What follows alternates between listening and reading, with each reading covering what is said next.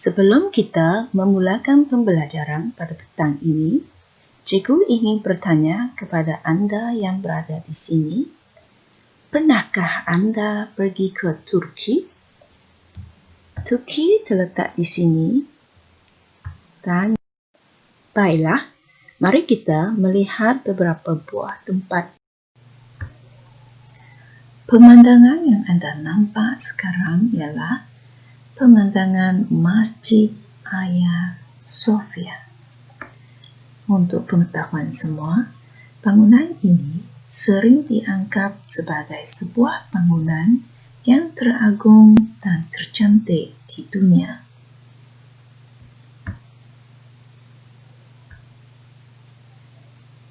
Ini pula merupakan menara Galata. Ketinggian menara ini ialah 66 meter. Ini pula Istanbul moden yang mempamerkan berbagai karya seni moden dan kontemporari.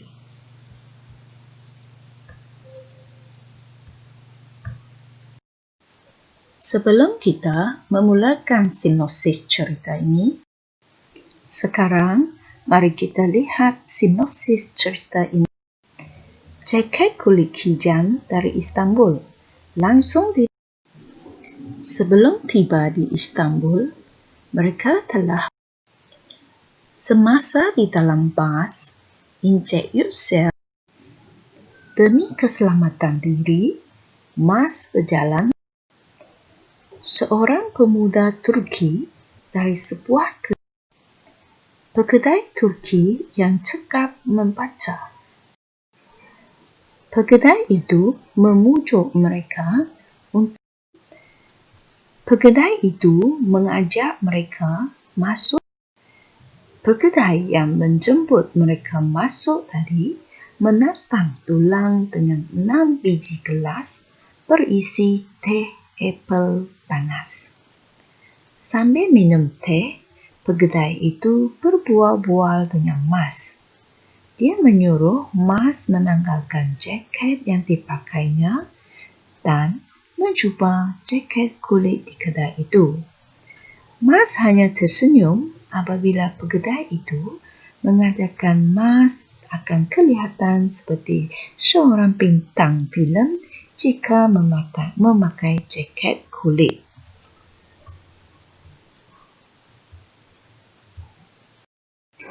Namun begitu, Mas mahu menjadi dirinya sendiri walaupun dengan jaketnya yang murah dan dibeli di kedai menjual baju terpakai sahaja.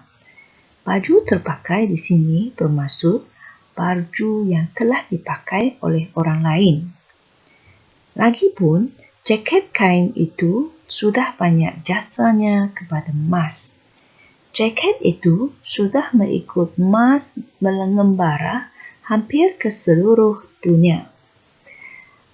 Mas belum berhajat untuk membeli jaket lain sebagai pengganti jaket kain itu. Berhajat di sini bermaksud berniat, berhasrat, berkeinginan.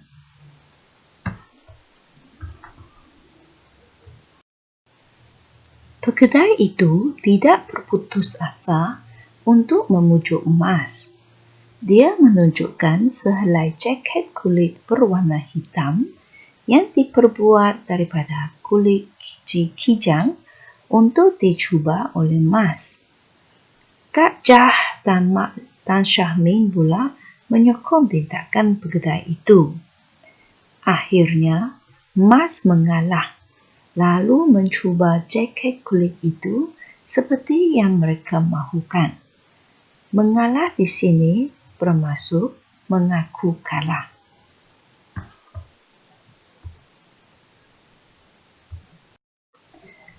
Walaupun dipakai bersama-sama dengan jaket kain dan baju tee tebal Mas, jaket kulit itu kelihatan amat padan dan muat dengan Mas.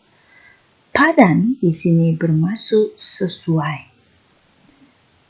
Mas kelihatan anggun dan bergaya, tak kalah menggayakan jaket kulit tersebut di hadapan cermin di kedai itu.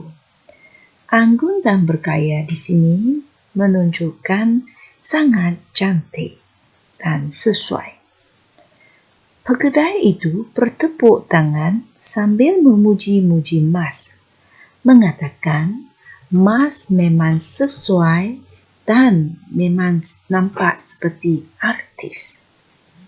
Dahsyah juga turut memuji kecantikan jaket kulit yang dipakai oleh Mas.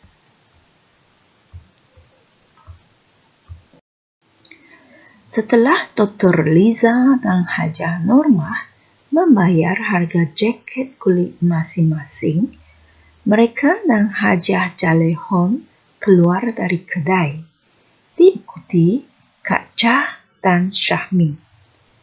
Mas yang tinggal sendirian di dalam kedai itu memohon maaf kepada pekedai itu dan menyatakan bahawa dia tidak berhajat untuk membeli jaket kulit itu. Walau bagaimanapun, pekedai itu enggan menerima alasan Mas. Jaket kulit itu berjumlah $380.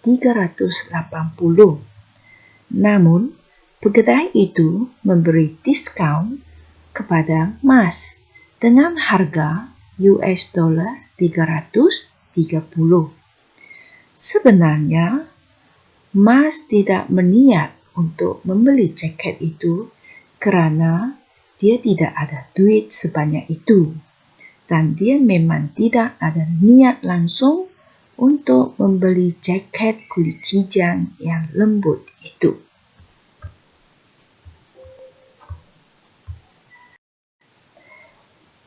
Selepas itu, Mas menanggalkan jaket kulit itu lalu menyerahkannya kepada pekedai tersebut. Berkali-kali Mas memohon maaf kepadanya. Namun, pekedai itu masih tidak puas hati. Akhirnya, pekedai itu memberi diskaun lagi, menjadikan jaket itu berharga $280 dan sarung tangan kulit sebagai hadiah. Namun, Mas memang tidak mahu membeli jaket tersebut. Mas telah dimarahi oleh pekedai itu. Pekedai itu mengatakan Mas bukan seorang Muslim yang baik dan membazir masanya. Sekiranya dia tidak ingin membeli jaket itu, kenapa perlu mencuba jaket tersebut? Itu yang dikeluarkan oleh pekedai tersebut. Namun, Mas tidak faham sebab pekedai itu begitu marah akan dirinya, padahal kawan-kawan Mas telah pun membeli jaket kulit dari kedai tersebut.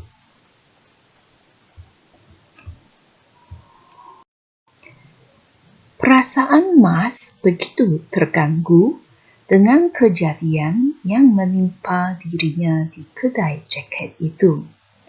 Selepas dapat keluar dari kedai itu, Mas terus menuju ke arah Dr. Liza, Hajah Normah, Hajah Jalehon, Kak Chah dan Syahmin.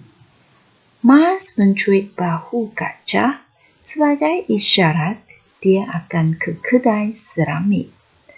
Apa itu seramik? Seramik merupakan barang yang diperbuat daripada tanah liat, tembikar, dan sebagainya. Mas tidak berniat untuk membeli seramik, cuma dia ingin berada jauh dari kedai jaket kulit itu.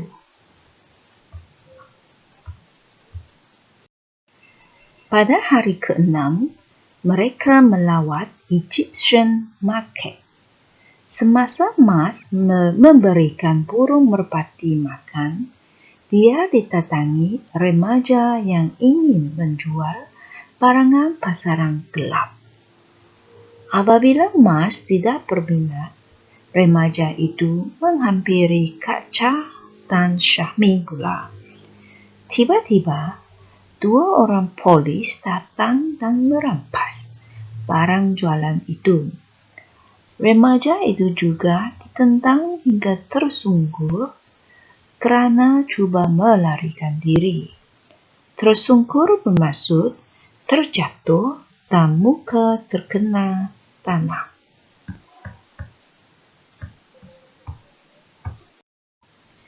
Semasa menaiki feri untuk menyeberangi Selat Bosporus, mereka ditatangi lelaki tua yang menjual jaket kulit.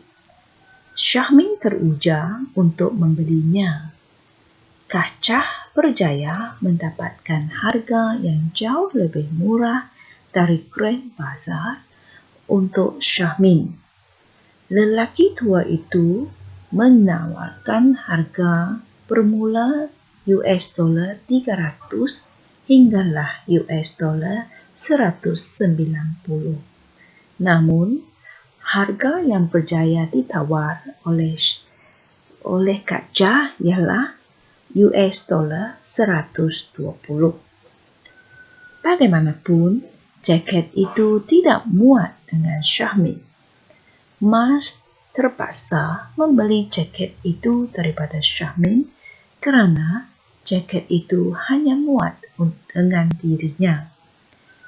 Syahmin telah menjual jaket itu dengan harga $100.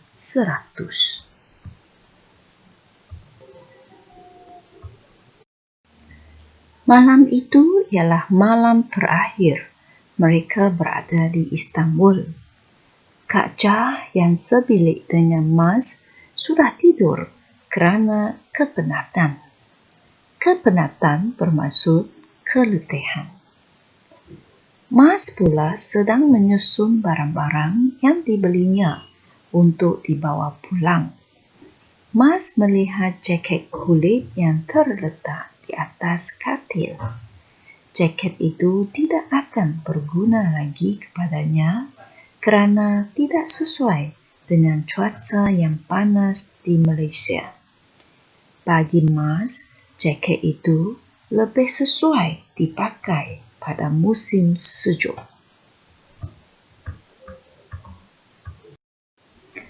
Mas bercadang untuk menjual jaket kulit itu di kedai pakaian terpakai sekembalinya ke tanah air.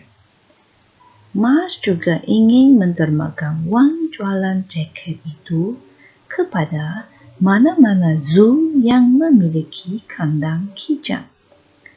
Tindakan itu Mas lakukan sebagai tanda muhibah terhadap kijang-kijang yang telah dibunuh demi memenuhi gaya hidup pada zaman moden ini.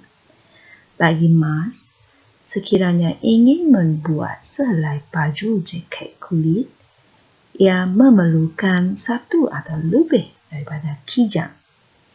Oleh itu, sebagai tanda muhibah.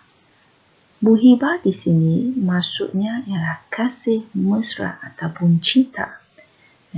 Cinta akan kijang itu, Mas bercadang untuk mendermakan wang jualan kepada zoo.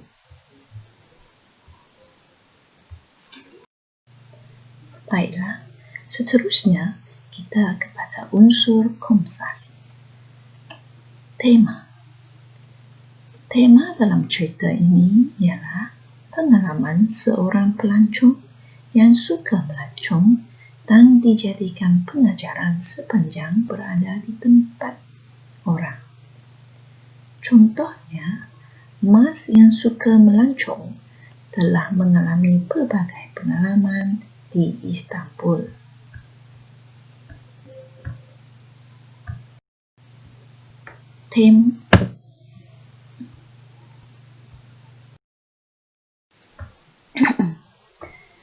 Nilai yang kedua ialah nilai kasih sayang. Persoalan yang boleh dibina daripada kasih sayang ialah persoalan tentang keperasaan kasih dan sayang terhadap kehidupan haiwan-haiwan eksotik. Eksotik di sini bermaksud asing atau yang luar biasa. Latar masyarakatnya ialah masyarakat penyayang. Watak dan perwatakannya pula Mas seorang yang penyayang. Pengajaran, kita hendaklah menyayangi haiwan eksotik supaya mengekalkan kesejahteraan alam. Contoh yang berkaitan dengan nilai kasih sayang ialah Mas berasa kasihan terhadap haiwan kijang yang terpaksa menjadi korban kerana kulitnya.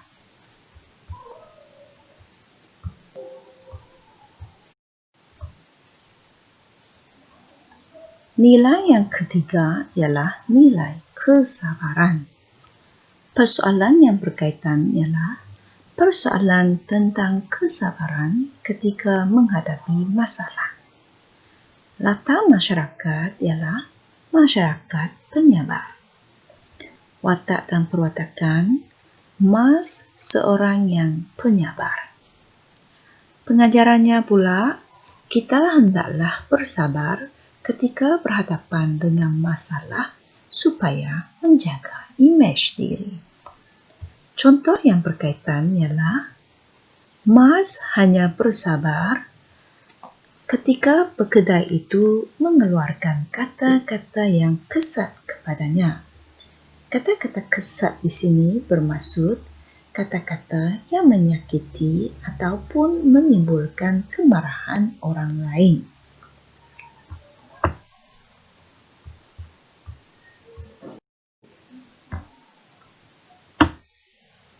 Nilai yang keempat ialah nilai kerajinan. Persoalan yang berkaitan ialah persoalan tentang kerajinan dalam menimba ilmu.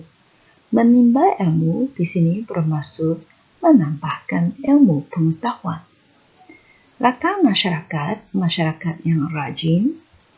Watak dan perwatakan, Mas seorang yang rajin. Pengajarannya pula, kita hendaklah rajin menimba ilmu di mana-mana sahaja kita berada agar dapat meningkatkan ilmu kita. Contoh yang berkaitan ialah Mas yang rajin telah membaca puisi Agung Mevlana untuk belajar sesuatu tentang hubungan kasih sayang sesama manusia di atas muka bumi ini.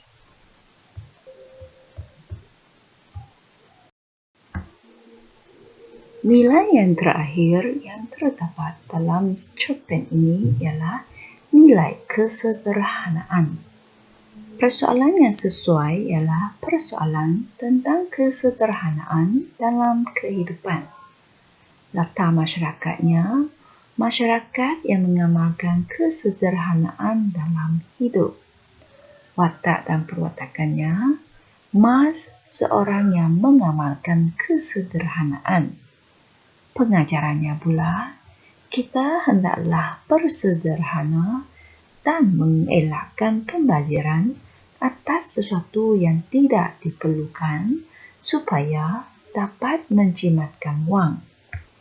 Jadi, contoh dalam cerpen ini ialah Mas yang bersederhana dalam hidupnya membuat keputusan untuk tidak membeli jaket kulit di Turki kerana selain harganya agak mahal, dia juga tidak memerlukannya. Jadi, daripada jadual ini, nilai kesederhanaan wujud di setiap unsur Komsas dan juga contohnya. Seterusnya, kita lihat unsur binaan plot. Untuk binaan plot terdiri daripada 5 peringkat, iaitu bermula dengan permulaan, perkembangan, perumitan, klimaks dan peleraian. Jadi, Untuk cerpen ini, permulaannya penulis menyertai sekumpulan pelancong dari Malaysia melancong ke Istanbul, Turki. Penulis memerihalkan jumlah wang tunai yang dibawanya dan perancangannya untuk membeli cenderamata bagi anggota keluarga dan sahabat handainya. Ini yang terdapat dalam permulaan cerita. Cerita mula berkembang di bahagian perkembangan. Penulis menceritakan kumpulan pelancong ini berkunjung ke pusat beli belah yang dikenali sebagai Grand Bazaar. Pemandu pelancong menasihati mereka agar berhati-hati dengan sikap peniaga yang tidak jujur.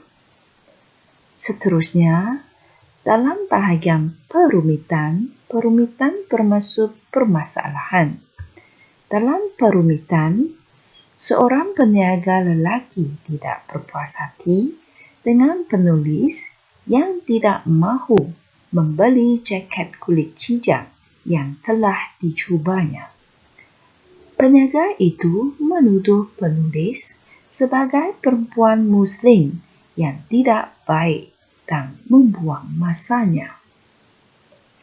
Seterusnya di bahagian klimaks, iaitu di puncak cerita, bahagian yang paling menarik, penulis mahu menjual jaket kulit yang dibelinya daripada Syahmin apabila pulang ke Malaysia.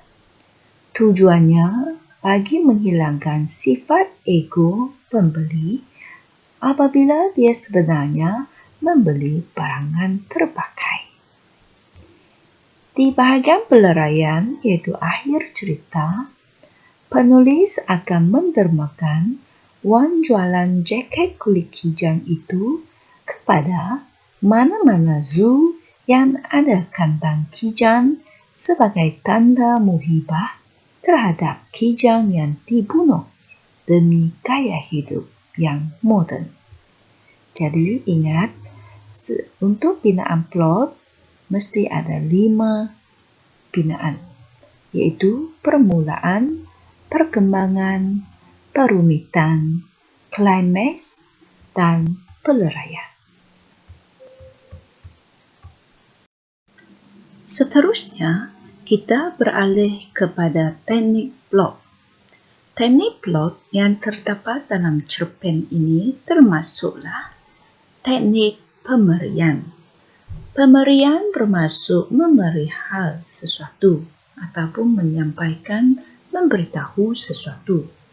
Contohnya, Mas membuat perancangan kewangan sebelum melancong ke Istanbul, Turki. Teknik plot yang kedua ialah teknik imbas kembali. Imbas kembali bermaksud mengingat sesuatu peristiwa yang telah berlaku atau yang telah dialaminya. Contohnya, Mas teringat akan kata-kata Hajah Normah tentang pemandu-pemandu berbangsa Turki. Teknik yang ketiga ialah teknik dialog. Dialog bermaksud perbualan. Jadi, dalam cerita ini, terdapat perbualan antara Mas dengan Kak Jah. Teknik yang terakhir ialah teknik imbas muka. Imbas muka bermaksud memberi bayangan atau ramalan tentang sesuatu peristiwa yang berlaku. Contohnya, Mas membayangkan wajah gembira rakan-rakannya ketika menerima cenderamata nanti. Seterusnya, kita beralih kepada latar tempat. Latar tempat yang pertama ialah Hotel Senator.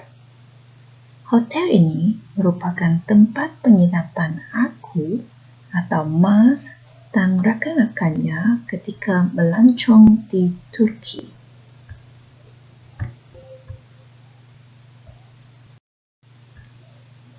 Latar tempat kedua yang dikunjungi oleh penulis ialah Egyptian Market. Di sinilah terletaknya tempat membeli belah dan mempunyai dataran burung merpati Cina. Inilah beberapa tempat yang terdapat di Egyptian Market. Berbagai barang dijual di sini dan berwarna-warni. Dan inilah merupakan tempat ataupun dataran burung merpati yang dikunjungi oleh penulis.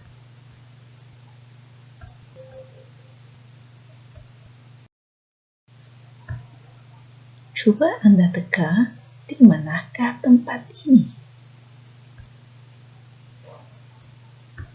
Ya, anda betul.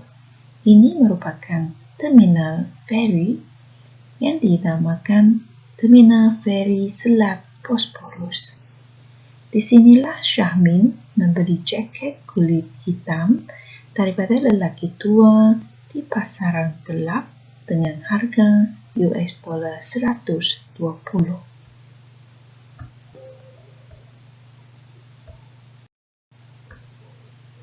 Akhir sekali, kita melihat gaya bahasa yang terdapat dalam cerpen ini. Gaya bahasa yang pertama ialah personifikasi yang bermaksud pengorangan ataupun sesuatu benda diberi sifat manusia. Contohnya, jaket itu sudah mengikut aku mengembara hampir ke seluruh dunia. Dalam contoh ini, jaket itu umpama orang yang mengikut aku mengembara hampir ke seluruh dunia. Gaya bahasa yang kedua ialah penggunaan bahasa Inggris. Contohnya, let me try, hello lady, dan sebagainya. Gaya bahasa yang ketiga ialah similar. Contohnya, seperti diri sendiri, seperti gaya putera raja, bagaikan menjadi orang tawanan di dalam kedai. Dalam contoh ini, seperti, bagai menunjukkan penggunaan similar. Akhir sekali, terdapat juga gaya bahasa inversi dalam cerpen ini. Inversi bermaksud pembalikan susunan kata. Contohnya, berulang kali dia mengucapkan terima kasih kepada kaca. Sepatutnya, dia mengucapkan terima kasih kepada kaca berulang kali. Di sini menunjukkan pembalikan susunan kata.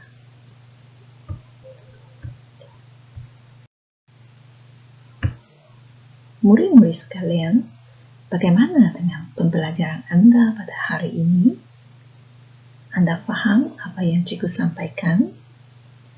Untuk menguji kefahaman Anda, marilah kita menjawab kuis riang belajar yang berkaitan dengan cerpen Jaket Kulit Kijang dari Istanbul.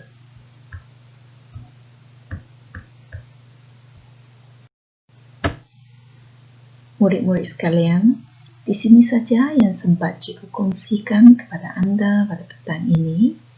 Semoga apa yang cikgu kongsikan boleh memanfaatkan Anda semua.